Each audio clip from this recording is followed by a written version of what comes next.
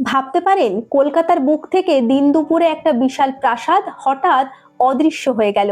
না, এটা কোনো সিনেমা নয়, এটি ছিল এক অবিশ্বাস্য জাদুর ঘটনা। হ্যাঁ, ঠিকই শুনছেন। কিন্তু তার আগে যারা যারা এখনো চ্যানেলটি সাবস্ক্রাইব করেননি তারা অবশ্যই চ্যানেলটি সাবস্ক্রাইব করে দিন। 1950-এর দশকে বিশ্ববিখ্যাত ভারতীয় জাদুকর পিসি সরকার এমন এক ম্যাজিক দেখিয়েছিলেন যা দেখে অবাক হয়ে গিয়েছিল হাজার হাজার মানুষ। স্থানটি ছিল কলকাতার ঐতিহাসিক ভিক্টোরিয়া মেমোরিয়াল হল।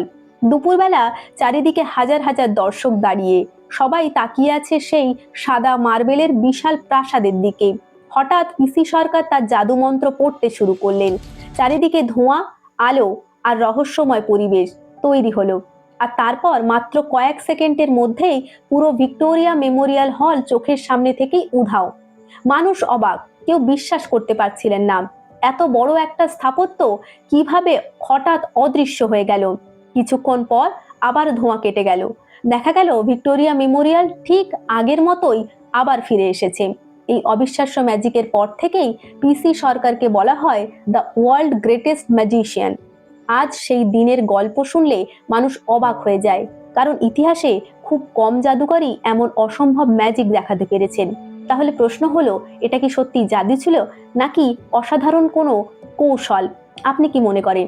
অবশ্যই কমেন্ট সেকশনে জানাবেন। ভালো লাগলে লাইক এবং বন্ধুদের কাছে শেয়ার করে দেবেন ভিডিওটি। দেখা হবে অন্য কোনো ভিডিওতে। ধন্যবাদ।